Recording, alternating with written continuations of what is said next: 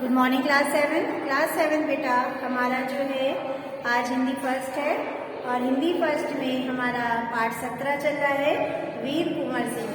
तो हम लोग ने वीर कुंवर सिंह जी के बारे में जाना कि वे कौन थे। उन्होंने आंदोलन यानी स्वतंत्रता संग्रामी थे।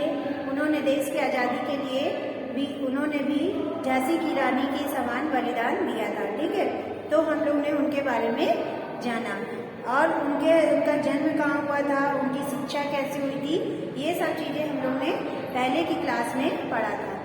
तो आज जो उसके आगे उन्होंने और क्या क्या काम किए हैं इसके बारे में हम लोग जानेंगे। ठीक है, तो देखिए, कुंवर सिंह देशभक्ति व स्वाधीनता की भावना के प्रेरक स्रोत, यानी कि वो जो है देशभक्ति और प्रेरणा के स्रोत थे। उन्हें देशभक्ति से प्यार था और वे उसके एक साधन थे जिन्होंने देशों मतलब लोगों के मन में देशभक्ति की भावना जागृत की। तो आगे देखिए, सन 1827 में जब कुंवर सिंह ने अपनी रियासत की जिम्मेदारी संभाली, उस समय अंग्रेजों का अत्याचार चरम सीमा पर था। लोगों में असंतोष तथा कृषि, उद्योग और व्यापार का बुरा हाल था।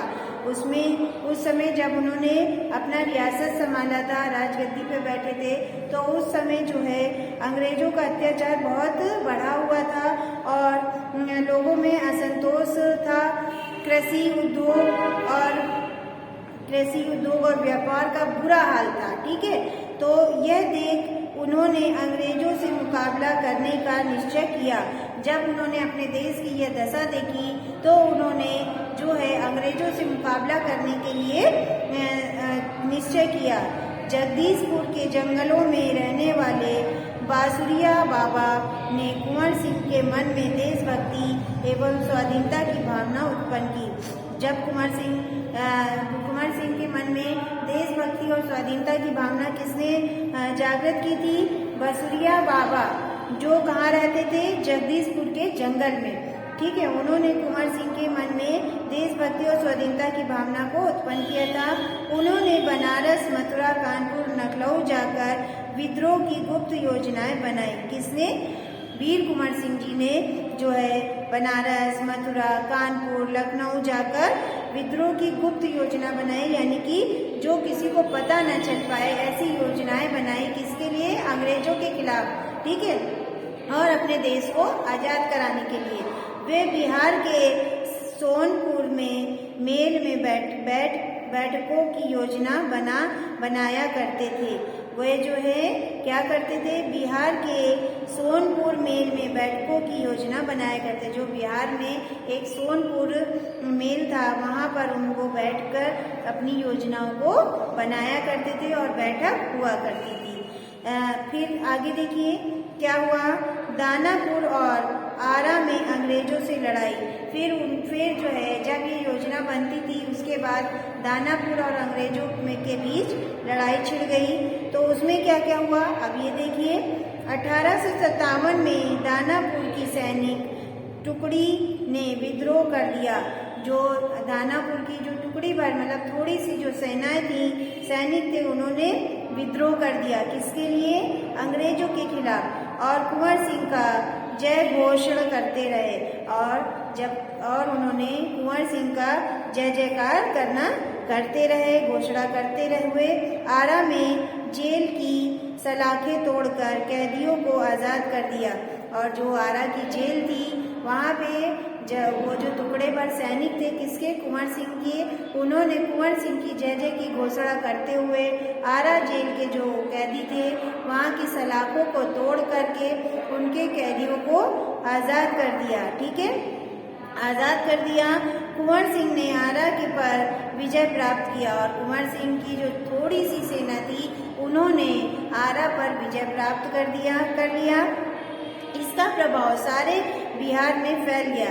जब उन्होंने आरा पर विजय प्राप्त किया तो उनकी विजय का प्रभाव, उनकी थोड़ी सी सेना का प्रभाव जो है पूरे बिहार में फैल गया और पूरे बिहार में फैल गया।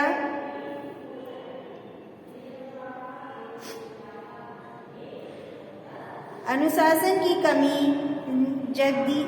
जमींदारों का असहयोग, कमी के कारण जगदीशपुर में अंग्रेजी सेना ने कुंवर सिंह की सेना हार गई। जो वहाँ पे जो जगदीशपुर था वहाँ पे जो है अनुशासन की कमी थी और जमींदारों का सहयोग था। मतलब कोई भी वहाँ पे जितने भी पूंजीवादी थे, जमींदार थे, वह इसमें सहयोग नहीं दे रहे थे, किससे, अंग्रेजों से विरुद्ध। और शास्त्रों की कमी यानी कि जो शस्त्र थे जिससे वह लड़ सकते थे उसकी भी कमी थी। इसके कारण जगदीशपुर में अंग्रेज सेना कुंवर सिंह को हरा दिया। जो अंग्रेजी सेना थे उन्होंने कुंवर सिंह की सेना को हरा दिया।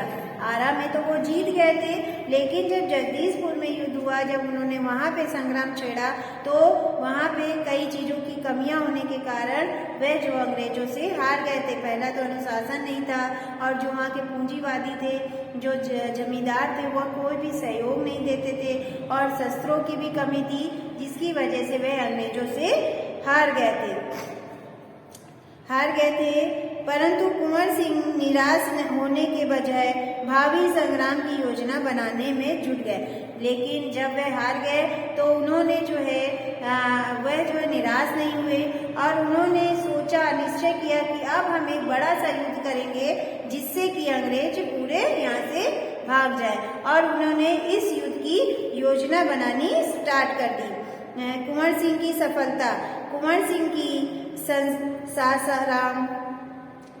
सिंह सासाराम से मिर्जापुर, रीवा, कालपी, कानपुर, लखनऊ होकर आजमगढ़ गए। कुंवर सिंह जो है सासाराम से मिर्जापुर, रीवा, कालपी, कानपुर, लखनऊ होकर कहाँ गए? आजमगढ़। उनकी वीरता भारत में फैल चुकी थी, यानी कि वो इस देशों में लड़ते लड़ाते, देशों से अंग्रेज को भगाते भगाते वे लास्ट में आजमगढ़ पहुंचे और उनकी वीरता पूरे भारत में फैल चुकी थी। ठीक है, लोग उनके साथ जुड़ते गए। जहाँ जहाँ वो जाते रहे, जिस जिस शहर में, वहाँ के लोग उनसे अंग्रेजों को भगाने के लिए आंदोलन में उनसे जुड़ते गए और उनकी सेना बड़ी और भावी होने लगी। उन्होंने अंग्रेजों से युद्ध कर 22 मार्च 1858 को आजमगढ़ जीता और अंग्रेजों को आजमगढ़ पर आक्रमण करने अंग्रेजों के आजमगढ़ पर आक्रमण करने पर दोबारा हराया और स्वाधीनता का झंडा फहराते हुए, यानी कि 22 मार्च 1858 को आजमगढ़ जीत लिया। किसने? कुंवर सिंह ने अंग्रेजों से जो है 22 मार्च 1858 को आजमगढ़ जीत लिया और अंग्रेजों के आजमगढ़ पर आक्रमण करने पर दोबारा हराया। जब अंग्रेजों ने दोबारा आजमगढ़ पर आक्रमण किया तो उन्होंने उनको दोबारा भी हरा दिया और स्वाधीनता का, यानी कि आज़ादी का झंडा वहाँ पे लहरा दिया और लहराते हुए जगदीशपुर पहुँचे। आजमगढ़ जब जीत गए और वहाँ पे उन्होंने स्वाधीनता का झंडा फहराया दिया, फिर उसके बाद वह कहाँ पहुँचे? जगदीशपुर पहुँच गए। छापामार युद्ध में परंपरागत कुंवर सिंह की मृत्यु हुई। छापामार युद्ध, अचानक से जब युद्ध हुआ तो उस युद्ध में जो है कुंवर सिंह की मृत्यु हो गई 26 अप्रैल 1858 में।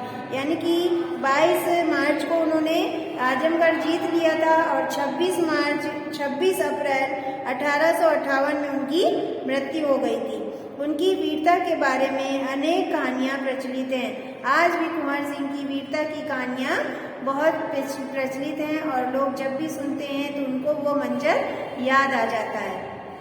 कुंवर सिंह एक चतुर तथा स्वदेशशील व्यक्ति थे। कुंवर सिंह क्या थे? एक चतुर और स्वदेशशील व्यक्ति थे। एक बार कुंवर सिंह को सेना समेत गंगा पार करनी थी। कुंवर सिंह को एक बार जब बहुत सारी उनकी सेना थी तो उनको गंगा पार करना था।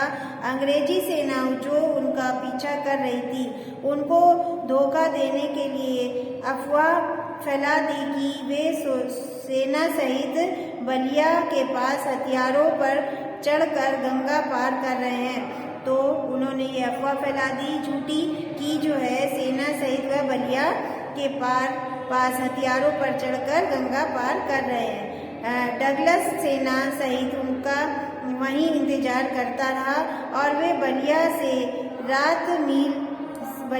7 मील दूर से गंगा पार कर रहे थे। मतलब उन्होंने जो है अंग्रेजों को धोखा दे दिया कि हम बलिया से गंगा पार कर रहे हैं, और अंग्रेज सेना जो डगलस थे उन्होंने अपनी अंग्रेज सेना को वहाँ पर ले जाकर तैनात हो गए कि जब ये आएंगे तो हम इनको यहाँ पर मार देंगे। लेकिन वो वहाँ पे ना करके बलिया से 7 मील दूरी पर गंगा पार कर रहे थे। अंतिम नाव में कुंवर सिंह थे। डगलस ने वहां पहुंचकर गोली चला दी। गोली बाजू में लगी। उन्होंने अपना हाथ काट कर गंगा में अर्पित कर दिया। और जब डगलस ने वहां पहुंच गए, सारी नाव, सारे सैनिक गंगा पार हो गए थे। सिर्फ अंतिम नाव थी, लास्ट नाव थी जिसमें कुंवर सिंह जा रहे थे।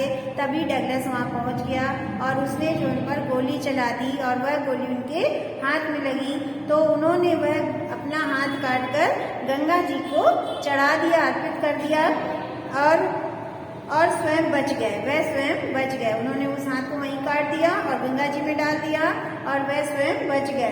कुंवर सिंह ने अनेक स्कूलों की भूमि दान में दे दी और अनेक सड़कों तथा स्कूलों के मकतब बनाए।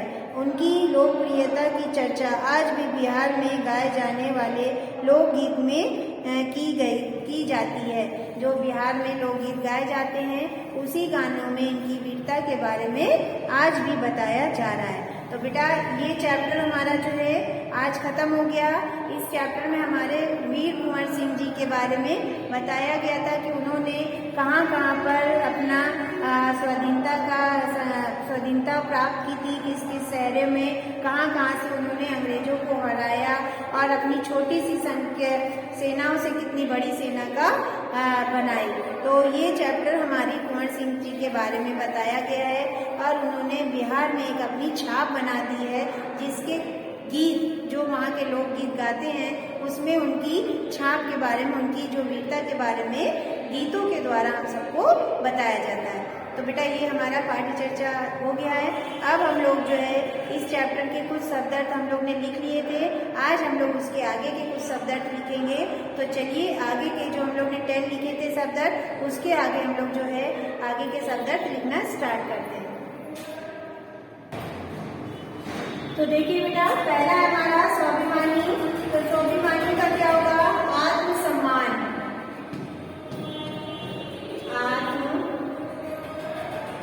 सम्मान रखने वाले, आत्मसम्मान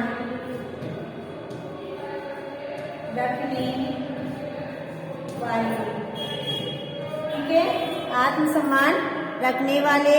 फिर हमारा नेक्स्ट देखिए, नेक्स्ट है हमारा चरम सीमा। तो चरम सीमा का क्या होगा?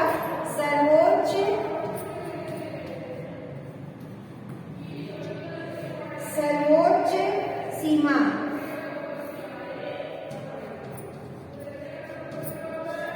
नेक्स्ट देखिए संकल्प। संकल्प का होगा हमारा दृढ़ निश्चय। क्या होगा? दृढ़ निश्चय, ठीक है। संकल्प का होगा हमारा दृढ़ निश्चय। फिर हमारा गुप्त। गुप्त का क्या होगा? छिपा,